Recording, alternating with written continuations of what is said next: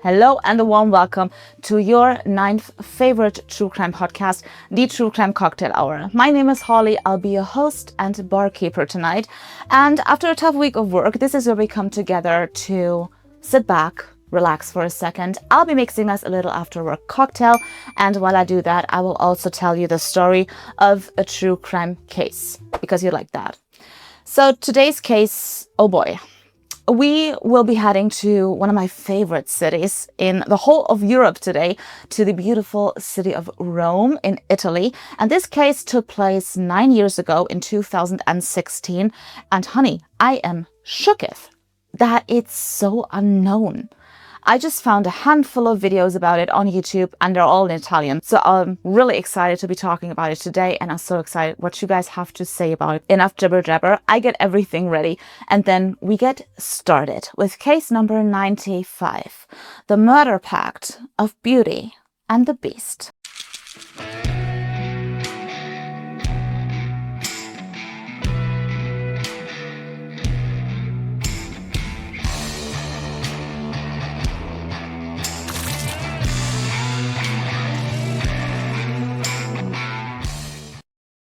Dude, I don't even know where to begin with this one. Oh, what the hell. We're just gonna start off with this, sweetheart. So this man right here, this is Manuel Foffo. Now let's say you would meet Manuel at a party and you would two would just strike up a conversation and you would ask him what he does for a living. He would probably tell you that he's a law student because that's what he always says. Truth is, he's never seen a college from the inside.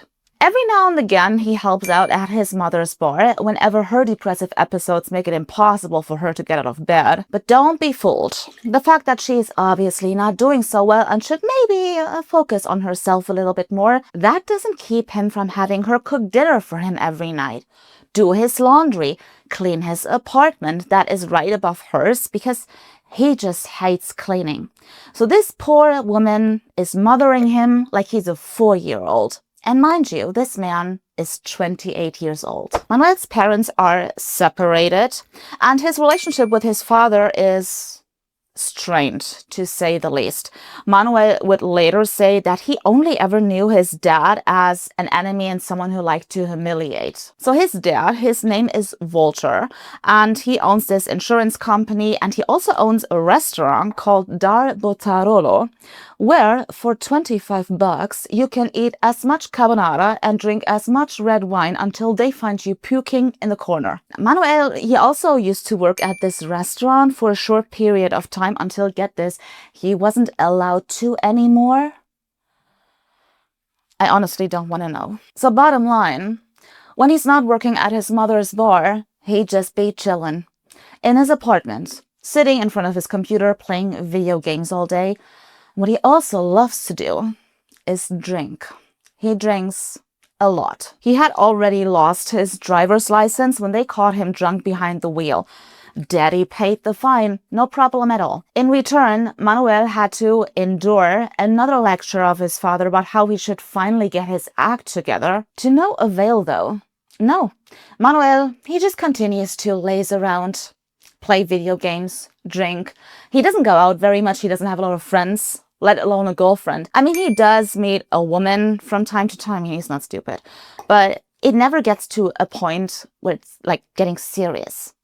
Most of the time, he just loses interest, especially when they already have been intimate with him. So it is Christmas time, 2015.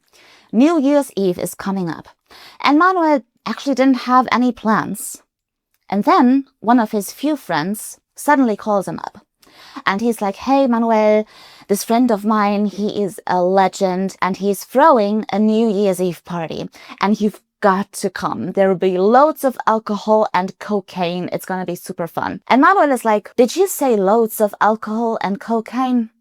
Say no more. Let's roll, baby. And that, honey, is how Manuel Foffo and Marco Prato met. Prato is actually this legendary friend who organizes all of these legendary parties. And he is the exact opposite of Manuel Foffo. Marco Prato is handsome, He's intelligent. He has a job. He is gay. And he is fabulous in the big city that is Rome. Marco loves the night, but the night loves him even more. He parties. He escalates. He overdoes it. He lives for the night, and he is just one of those people. He's like the girls in high school. For some reason, you just wanted them to like you. You know, he's one of those people. He just captivates people. So he studied political science in Rome and marketing and event management in Paris. And now he works as this really successful PR manager. He's fluent in French. Almost always, he is intellectually superior to his peers in any conversation. If he wants something, he gets it. As a matter of fact, Prato is like somewhat known in the high society ever since he dated this famous TV host and actress, even though he had always identified officially as homosexual. And he's also really involved in this LGBTQ community. Like, he organizes those pre-parties that he calls aperitivo. They are very popular in the community, and, you know, a little dancing, music, cocktails, buffet, etc. But only his closest friends know about his greatest passion, his all-time favorite hobby. Now get this, Marco Prato over here loves to try to seduce heterosexual men.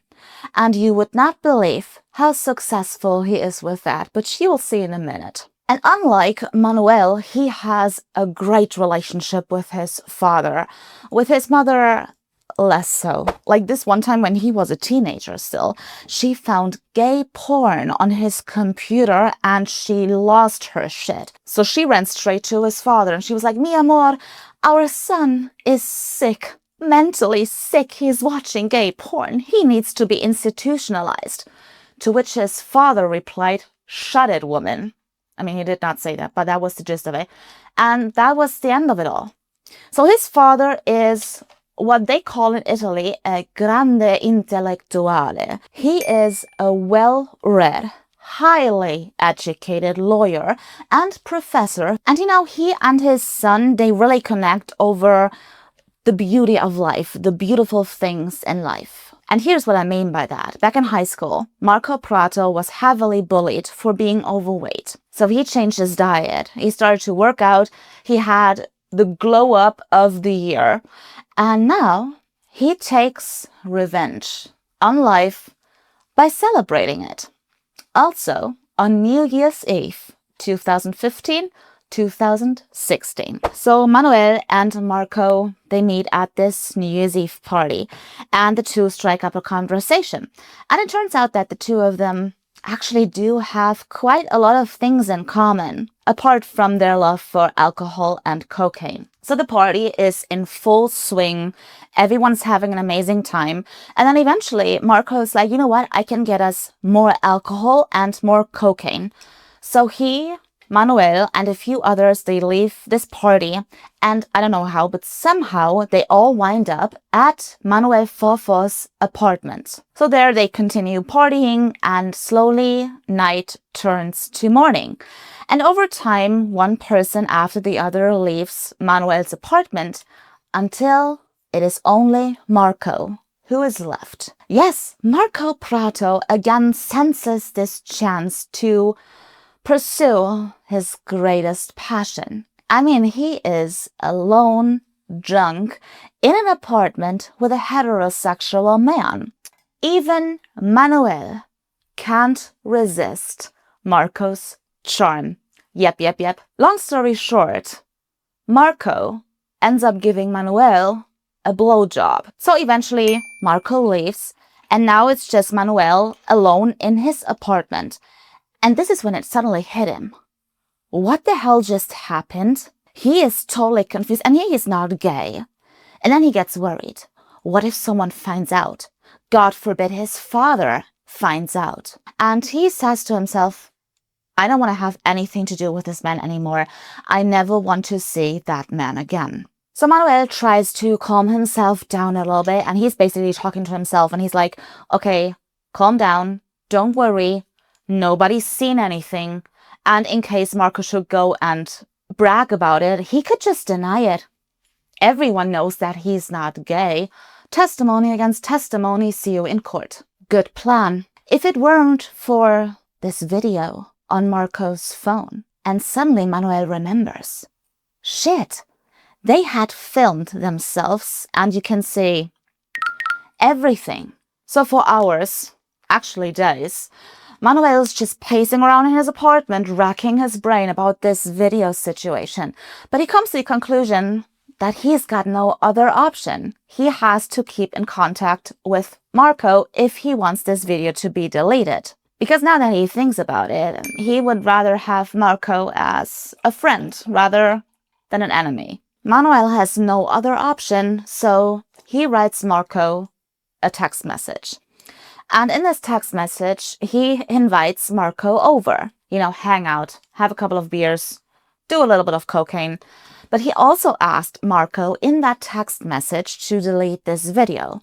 And Marco is being really nonchalant, and he's like, hey mate, we can meet up, no problem, I'll come visit you, but I won't delete this video. So this did not go as planned, but Manuel, he doesn't freak out right away. He still thinks that he can persuade Marco to delete this video in a face-to-face conversation. So he again invited Marco over for Tuesday, the 1st of March, 2016. And Marco agreed. And he said, all right, see you there. So it is Tuesday, the 1st of March, and Marco is now in Manuel's apartment. And the two of them just get comfortable. Like I said, they have a couple of beers, a little bit of talking, a little bit of cocaine, nothing fancy, just hang out.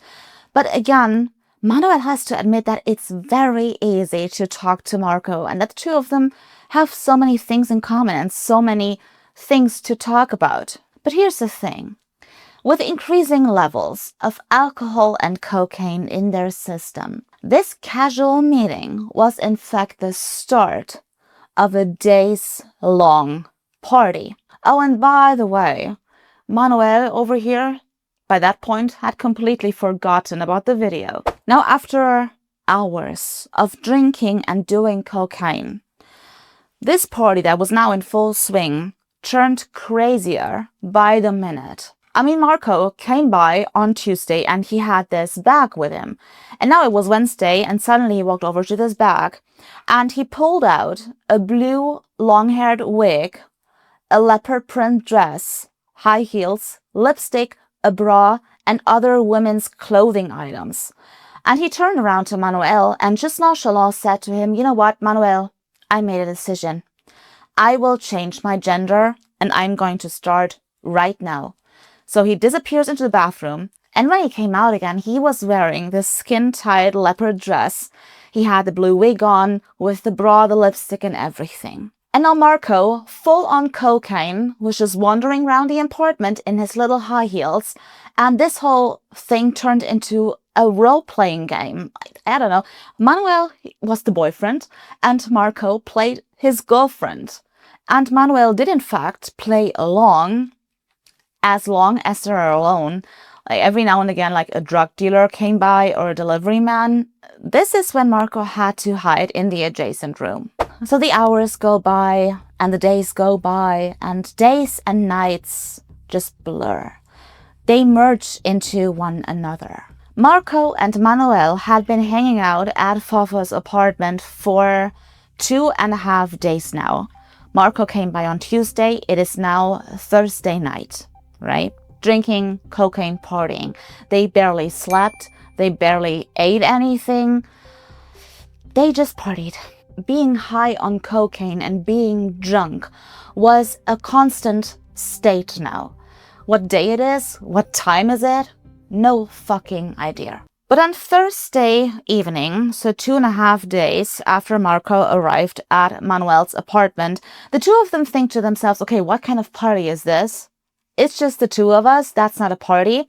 So Manuel is like, hey, great idea. Why don't you just call some of your friends over and we're having a real party? And Marco's like, great idea. I'll do just that. And so he called a bunch of friends and tried to lure them into Foffo's apartment with promises of beer and cocaine. But No one wanted to come. You know, one friend said, I'm out of town, and the other friend was sick, and the other friend rightfully said, dude, it's Thursday, I have to work in the morning. The only one who does show up is an acquaintance of Manuel. They had just met somewhere, I don't know, exchanged numbers. So this guy arrives at the apartment, beaming, being touched by this invitation.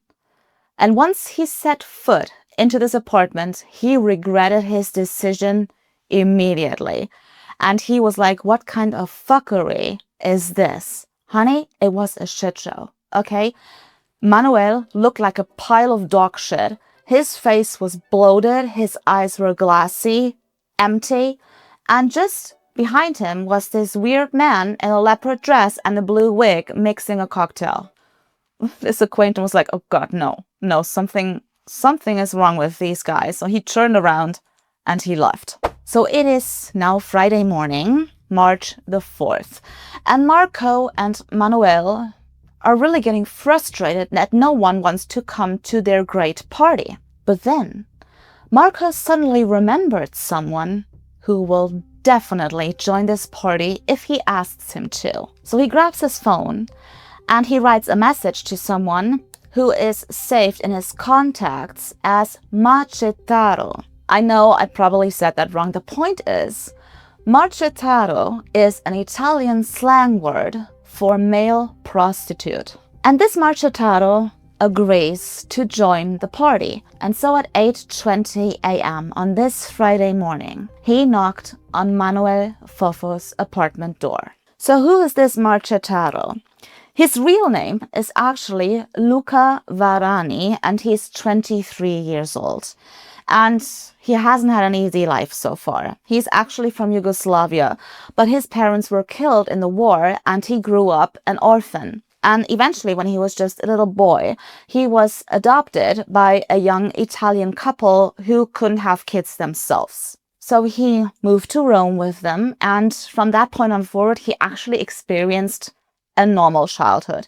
He went to school there until he was 14 years old. And this is where he also met the love of his life, as he calls her. And this girl's name is Marta.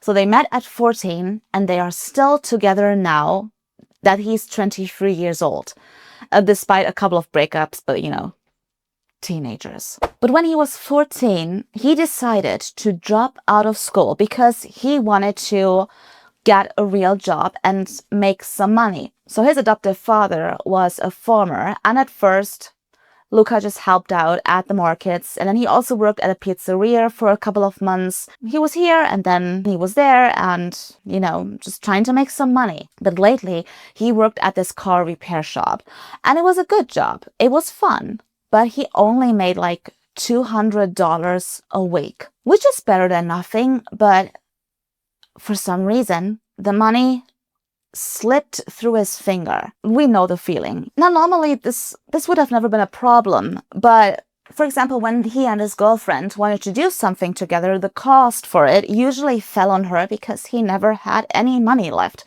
And it didn't really bother her, but it bothered him, which is understandable. And so eventually, he decided to earn a little extra money on the side with a job no one could know about. So when Marco wrote him this text message on Friday morning and offered him $150 for him to join this party, Luca agreed. And he called up the car repair shop and he called in sick for the day. And then he was on his way to Foffo's apartment. And from this point on forward, the versions of Marco Prato and Manuel Foffo about what happened exactly at that apartment diverge. To this day, we don't know exactly who is lying and who is telling the truth.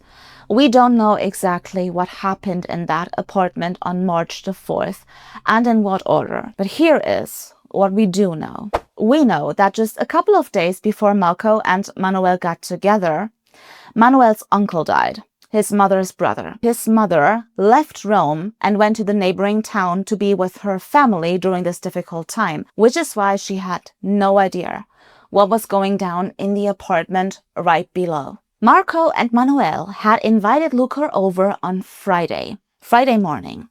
On Saturday morning, Manuel was picked up at his apartment by his family, and together they drove to this neighboring town to attend the uncle's funeral. And his dad, when he arrived at his son's apartment, he was already pissed out of his mind because for some reason, he couldn't reach his son on his phone for the recent days. And so at the funeral, he took the first opportunity that presented itself to pull his son aside and give him a talking to. So his father was like, son, what is wrong with you? Like, look at yourself. What is up with those dark circles under your eyes? And then eventually he looked at his son and he asked, quote, did she really sink that low? And Manuel the entire time did not look at his dad, but this is when he looked up to him and he said that he had sunk even deeper than his father could ever imagine. And his father looks at him and he's like, what do you mean? What are you talking about? And this is when Manuel all of a sudden started to cry. And he looked his dad straight in the face. And he said, quote unquote, Papa, we killed someone. So a couple of minutes later, Manuel Foffo finds himself sitting in an interrogation room at a local police station, and he's just trying to piece together the fragments of the past night. But he remembers very, very little. And the things that he does remember are so disturbing, and it's actually just flashbacks, like little tiny fractions of a second. This is all his brain can piece together. For example, how he and Marco were stomping on Luca's back, how they mixed him a cocktail and how Luca drank from it, and how Luca said that he suddenly felt sick and how he disappeared into the bathroom. And then there's this picture of him and Marco stuffing a napkin into Luca's mouth to make him shut up. And then there's this other picture where he sees himself and Marco carrying Luca's body over to the bed. During the autopsy, the medical examiner would later find numerous stab wounds.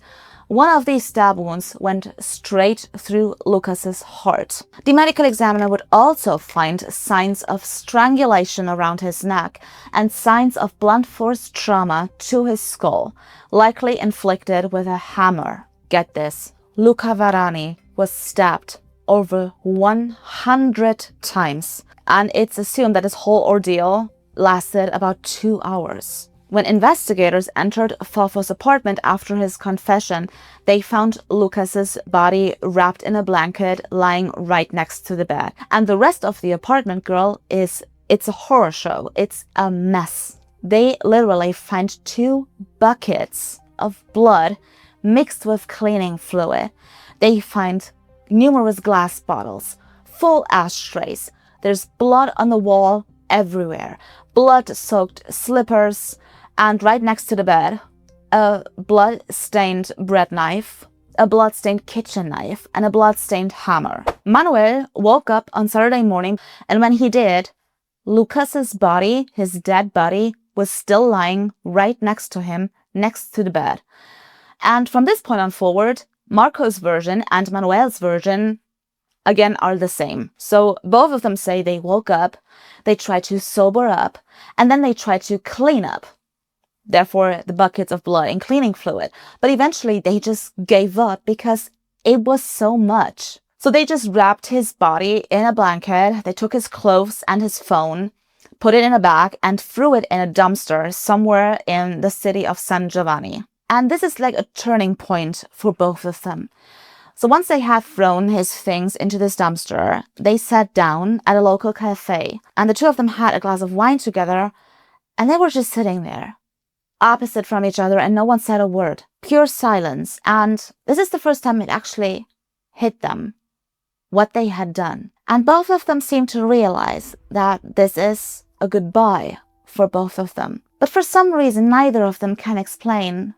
They just want to be together, at least for a little while. It is so weird. They are strangers, actually. They don't know each other, and yet they know everything about each other. For some reason, they feel like they are maybe soulmates. Foffo feels drawn to Prato. He's attracted to Prato, even though he would never admit to it. And he is just impressed by his intelligence. And then Prato, on the other hand, he can finally be who he is. He can finally be free and just finally be a diva. Something that he always wanted to be, just like his favorite singer. And her name was Dalida. And this singer eventually took her own life with the tragic words in her farewell letter, "Life is unbearable. Forgive me." Eventually, Marco looks up and he looks Manuel in the face and he says, "I will kill myself. I will end my life. I will check into a hotel room and just get it over with." And instead of intervene or anything, Manuel actually kind of helped him, because the two got up and they went to a local pharmacy where Manuel bought 4 bottles of sleeping pills for Marco. And this was really the moment of goodbye.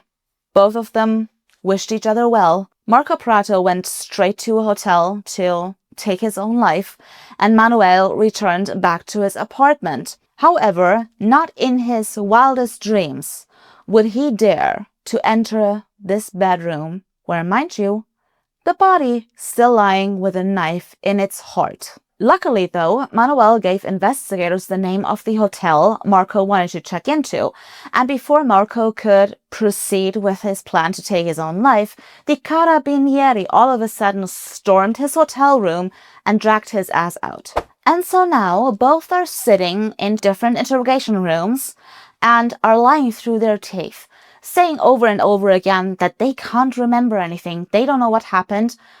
They just remember that the other person killed Luca. That, for some reason, they do remember. But investigators can't be fooled, and they are pretty certain that both of them were equally involved, and so both of them were charged with first-degree murder, but each of them should get their own trial. Manuel Foffo was ultimately sentenced to 30 years in prison. And believe it or not, but he was the only one of those two to ever serve a prison sentence, because just one day before Marco Pratos' trial, he was found dead in his cell with a plastic bag over his head and a bottle of gas right next to him, which is actually meant for cooking. He also left a farewell letter, a suicide note, again declaring his innocence, and he ended his farewell letter the same way his favorite singer, Dalida, ended hers, namely, "Life is unbearable.